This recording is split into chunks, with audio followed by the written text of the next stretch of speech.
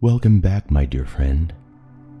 I'm John Scott, and this is Out Like a Light, the podcast that's here to wrap you up in love, affirmation, and deep, peaceful rest. I'm so glad you're here. Whether you've had a long, complicated day or a calm one with soft edges, you've made it to this moment. This little pocket of quiet is just for you. I'm grateful you're spending it with me. And if this podcast has helped you feel more held, seen, or soothed, I hope you'll consider sharing it with someone else. Maybe someone who could use a little comfort before bed. A little suggestion from you might be the exact thing that helps them sleep a little easier tomorrow night. Now, tonight's episode is a celebration of something many of us don't give ourselves enough credit for. The quiet, often invisible strength it takes to keep going, to rest when needed, to keep loving ourselves even when things feel impossibly hard. To bring that theme to life, we're spending time with one of the most remarkable creatures on Earth, a tiny, nearly indestructible little being called a tardigrade, also known as a water bear. Tardigrades are microscopic animals often found in moss and lichen, and they can survive in extreme environments, from boiling heat to the vacuum of space. They're soft, adorable, and surprisingly tough. A little like you, maybe.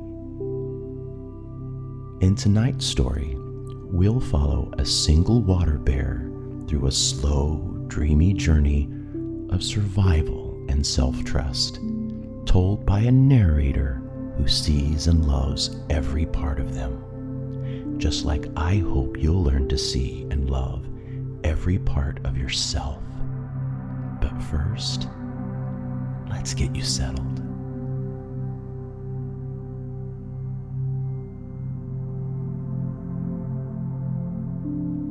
Before we begin our story, let's tuck you in.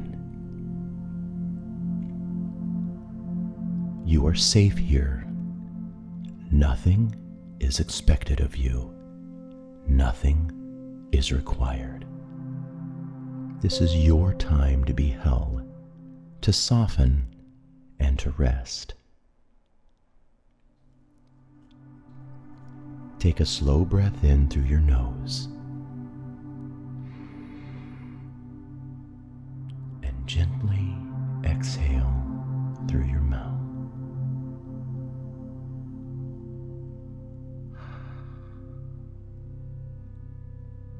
Let's do that again. Inhale deeply and exhale slowly. Feel the bed or couch or pillow beneath you, the soft surface holding your weight completely.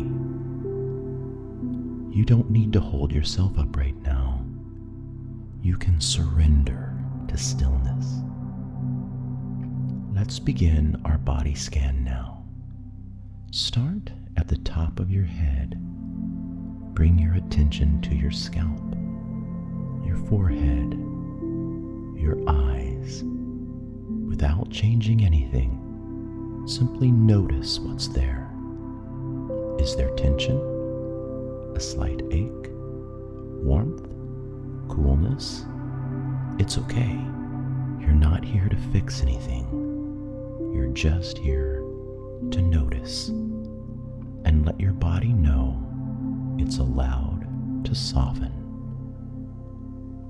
Bring that soft awareness down to your jaw and neck. Let your tongue rest heavy in your mouth.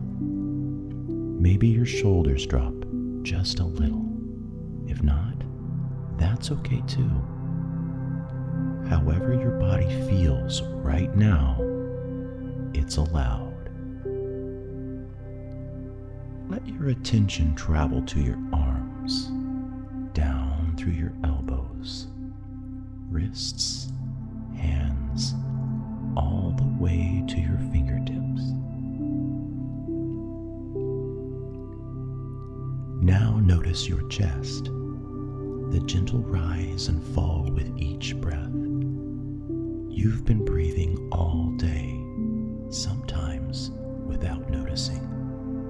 That in itself is an act of resilience, a quiet promise that life continues. Bring awareness to your belly. No matter how it looks or feels, this part of you has held so much. Let it be soft. Let it feel safe. Now your hips, your legs, your knees. Maybe you want to imagine warmth flooding through them, like a comforting wave. Down through your calves, your ankles, and finally, your feet, all the way to your toes. From the crown of your head to the tips of your toes, you are whole, you are resilient, and you are safe to rest. If your thoughts wander, that's okay. Just come back to your breath. Let this stillness be a quiet celebration of everything you've made it through. Because you have made it through. You've carried yourself here to this moment of rest. That's resilience. And now, let's begin our story.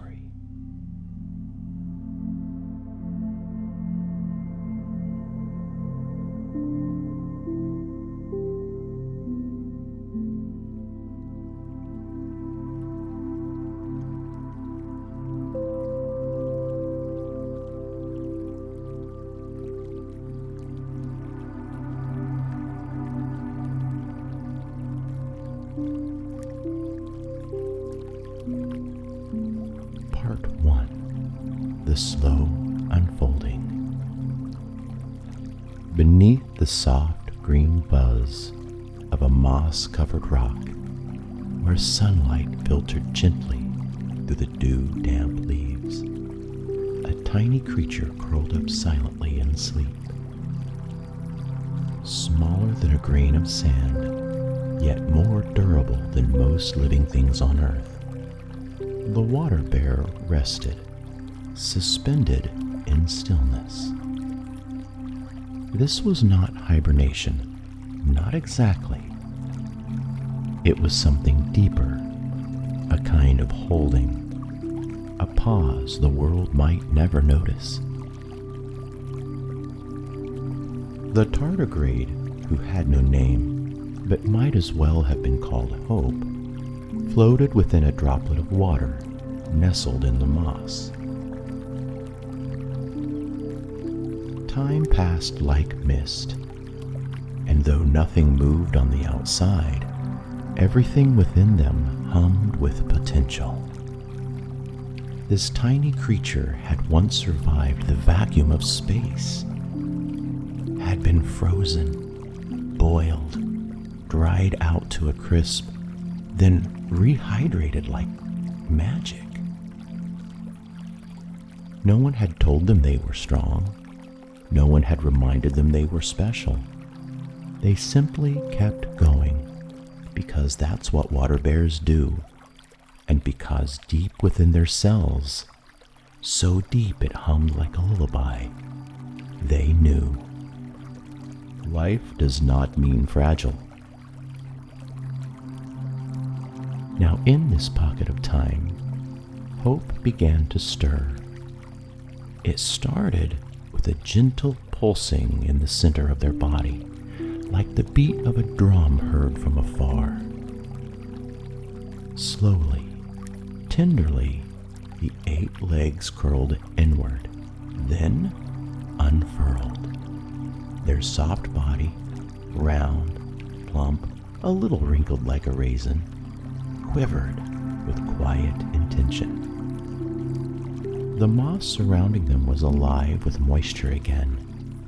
A gentle mist had returned, and the droplet that cradled them expanded, soaking into their being. Hydration brought movement. Movement brought memory. Not of specific places or faces or names, but of sensations, of expansion and contraction, of stretching toward light, of curling inward when the world turned harsh, of surviving, not through might, but through yielding. Hope took their first tiny step, gripping the spongy green fibers beneath them. Their claws were like tiny ice hooks, gently catching the soft weave of the moss. They did not know where they were going, only that forward felt like love. They moved slowly, so slowly it might seem like nothing at all, but every inch was an act of courage, of belief, of resilience made visible. Around them, the moss rustled in response, a world of unseen movement, spores drifting like stars, a ripple of wind moving through a canopy the tardigrade would never comprehend. But none of that mattered. What mattered was the path beneath them, the quiet trust that their body, soft and wrinkled, would carry them where they needed to go. The last time things had gone dry, Hope had folded inward, entering a state called cryptobiosis, a kind of suspended animation. Their body shriveled into a raisin shape. All functions paused. No breath, no heartbeat, no digestion, but not death. Never death, just waiting. Waiting until the world softened again. And now, with moisture returning and light peeking through the moss, the world had softened, and so had hope. They didn't think of their softness as weakness.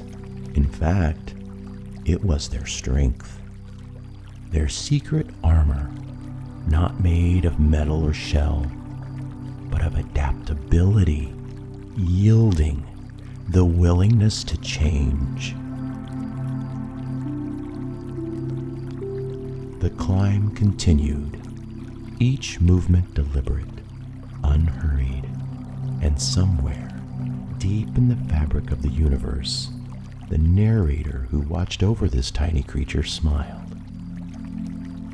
Because they saw it all, every step, every pause, every flicker of instinct. They saw hope not as small, but as sacred. For now, the journey had no destination, only the knowing that there was life to be lived.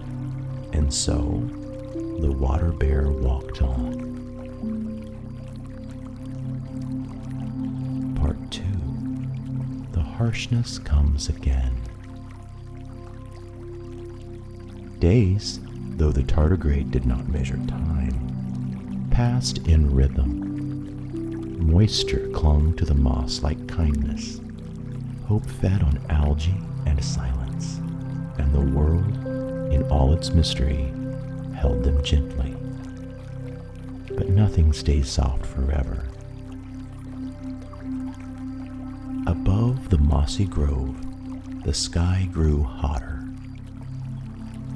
The mist that once clung to every surface began to thin. What had felt lush became sparse. The droplet that had catered hope started to shrink, pulling away from their tender body like a retreating embrace. The harshness was returning. Hope didn't resist. They never did. Resistance wasn't in their nature. Instead, they slowed, paused, turned inward.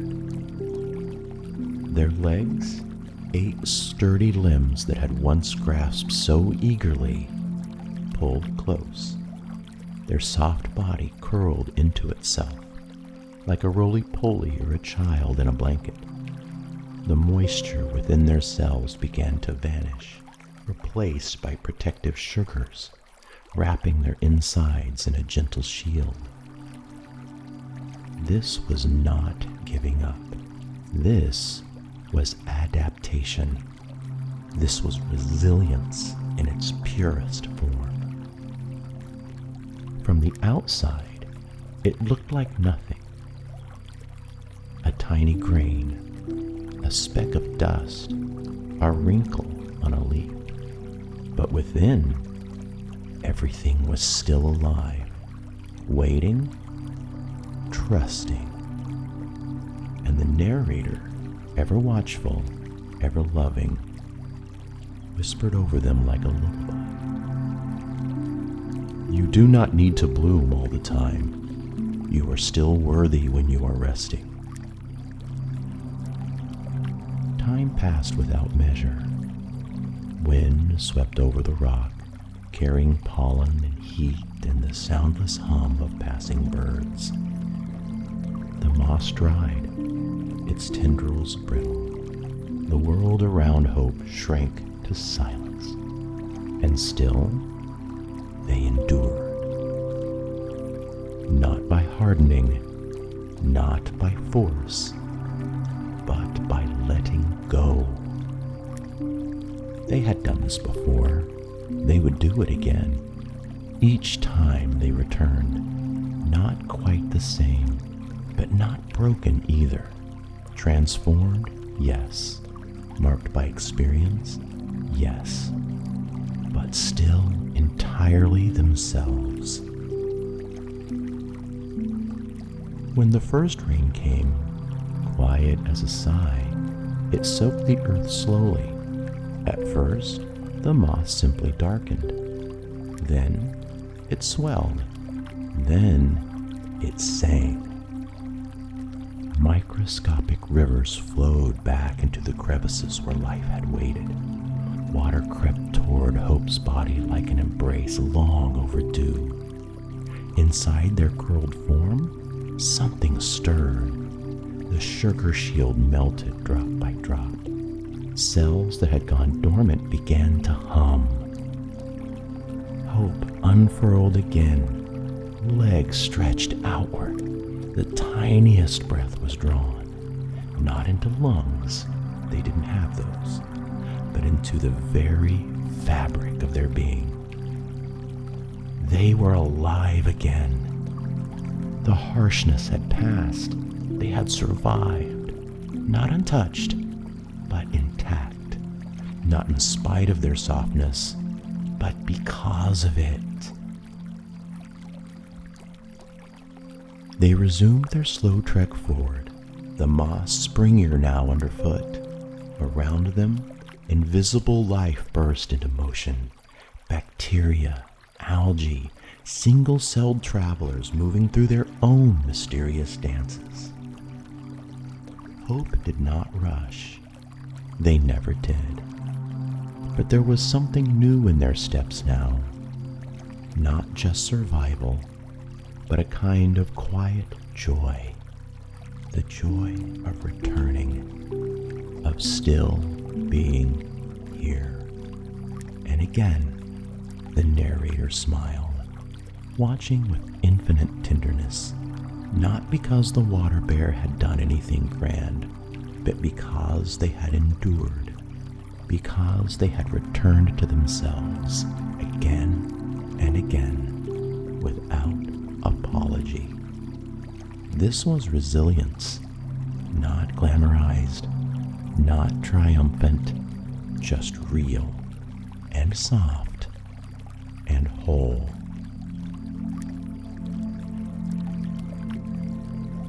Part 3. The soft strength endures.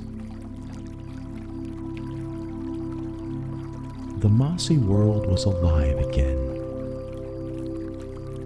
Hope's movements were still small, still slow, but now they carried a softness that came not just from the body, but from self-trust, from a deep cellular knowing. I am allowed to rest. I am allowed to return. They did not remember the number of cycles they'd survived, how many times the world had dried up and asked them to become less visible, less active. They only knew that every time they reawakened, they were still themselves, maybe wrinkled, maybe tired, but whole. Soft did not mean weak. In fact, softness saved them again and again. The path ahead shifted with every drop of water, every swell of the moss, and sometimes hope stopped altogether, not because they were lost, but because they were listening. To what? To everything. To the slow heartbeat of the world, to the rhythm of breath inside stillness, to the quiet truth that nothing alive needs to be anything but what it is. Above them, a beetle passed, casting a long shadow. It never noticed the tiny creature below. To the beetle, the moss was just terrain. To Hope, it was an entire universe. And still, the water bear moved. They passed under a piece of bark like a bridge, over a ridge of pebbled dirt as wide as a canyon. They paused beneath a clump of lichen, letting droplets fall on their back like rain on a roof. Sometimes the world was gentle. Sometimes it asked everything of them. But Hope never stopped being a water bear, never tried to become something harder or shinier or more impressive. They simply were, and that was enough. Somewhere, nowhere, the narrator whispered again, their voice like a hush, warm wind. You don't have to keep up with the world to be worthy of it. You don't have to be perfect to be precious. Hope didn't hear words. They didn't need to. The message was in their very cells, passed down from tardigrade to tardigrade, encoded in softness. Live when you can, rest when you must. You are enough in all your forms. They reached a patch of sunlight that had warmed the moss like a cradle, and without ceremony, Hope nestled into it. No grand conclusion, no dramatic finish, just peace. This was resilience too, choosing to rest even when movement was possible, trusting that nothing would be lost by pausing. That stillness was sacred.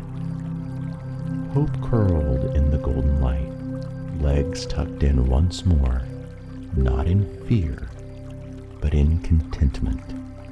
Tomorrow might be dry. The world might ask for more, and they would meet it. Not with armor, but with softness, and that would be enough.